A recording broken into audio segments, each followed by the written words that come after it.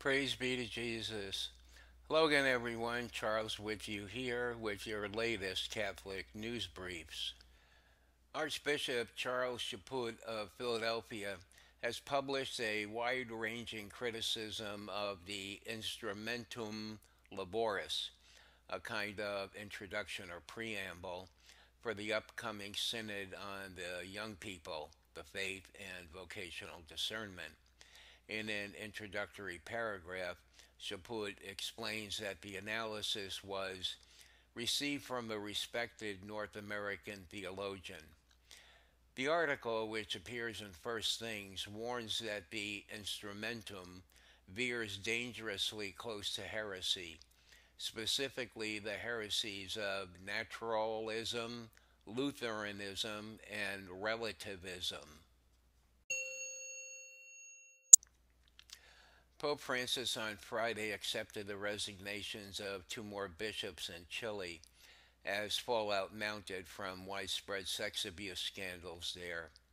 Without citing reasons, the Vatican said the latest to leave their posts were the bishops of San Bartolome de Chilean, Monsignor Carlos Eduardo Pellegrin Barrera, and of San Felipe, Monsignor Christian Enrique Contreras Molina.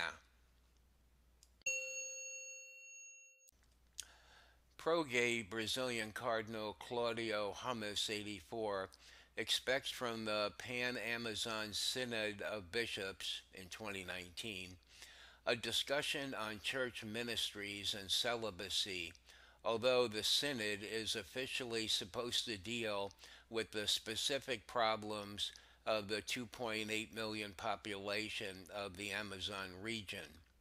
Nevertheless, Hummus called talking to DW.com September 19th for another form of clergy and for new models of ordained ministers. He especially believes that the alleged question of celibacy arises.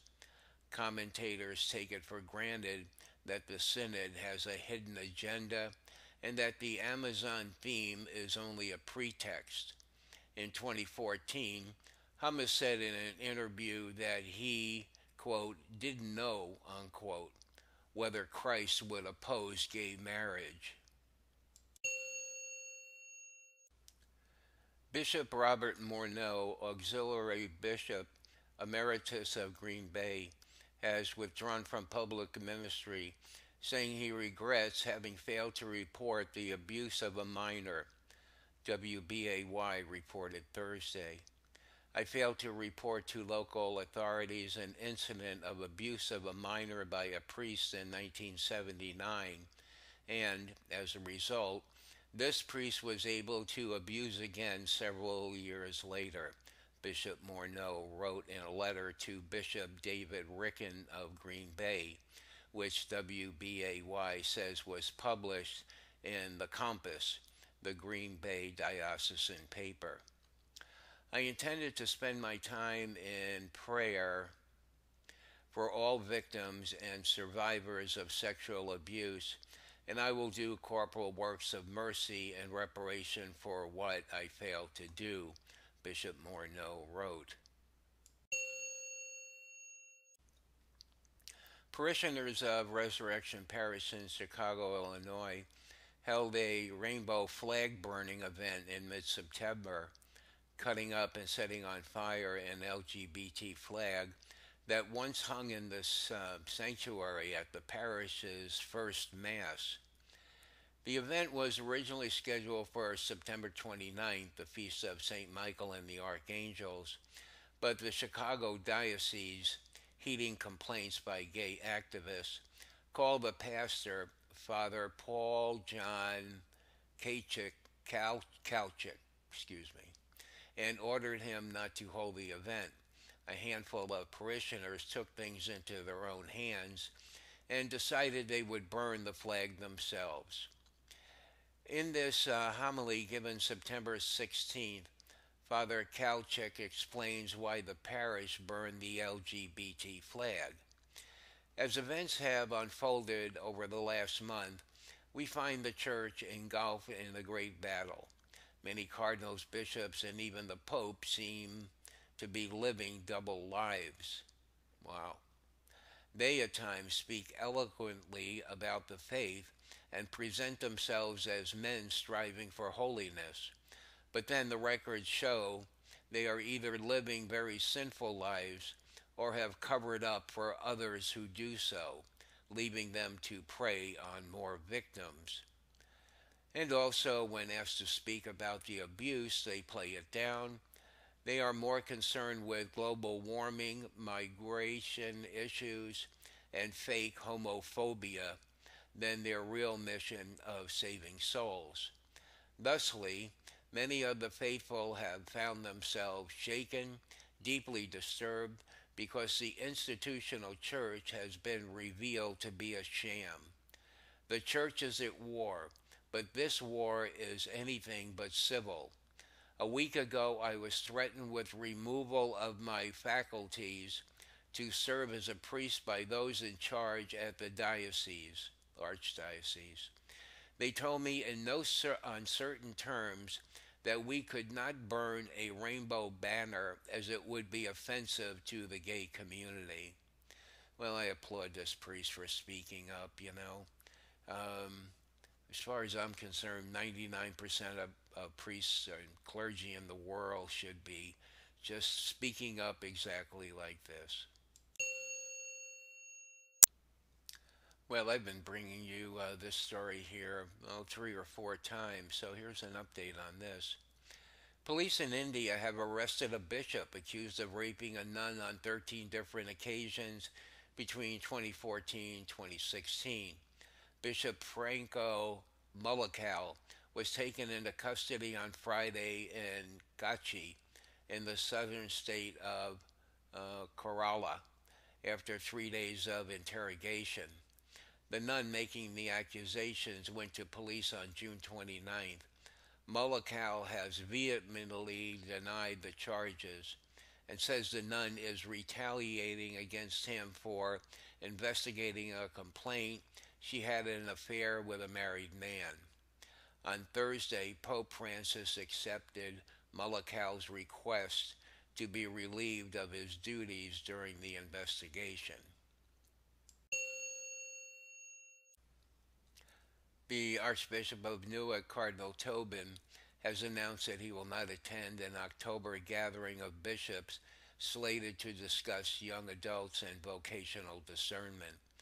The Archbishop cited his pastoral obligations in the Archdiocese amid the U.S. Church's ongoing sexual abuse crisis.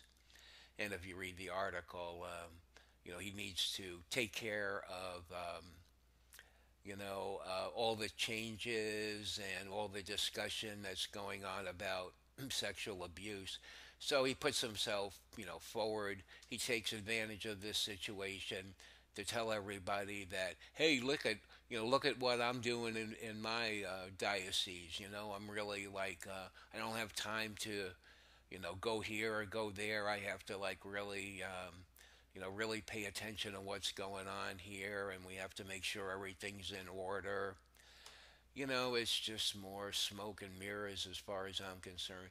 Not that he's not doing that. It's that, really, there's really no credibility in the clergy anymore. And, a lot of this has been brought about by the secretiveness of the Catholic Church. It's just like the devil's playground, all these secrets that are kept. And, you know, I just think, if the institution of the Catholic Church is ever going to survive, it needs to really open itself up. Now, we just saw another story here of Cardinal Dolan in New York hiring an ex-judge, I believe, a woman, 71 years old, to review, their whole process of reporting and, about sexual abuse. Um, and when she's done with her investigation, she's going to report to him. That's it. See, it's between the two of them. Now, Cardinal Dolan's going to tell us what he wants us to know, and he's not going to say anything about what he doesn't want us to know.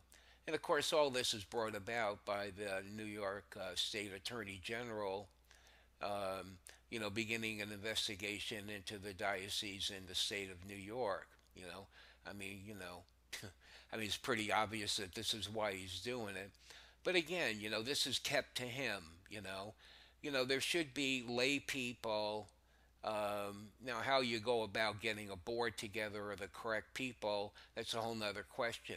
But there needs to be, she needs to report to not only the cardinal, but to, a group of lay people, maybe theologians, university professors, I mean, people who are involved and are knowledgeable, um, you know, that are respected in the Catholic community.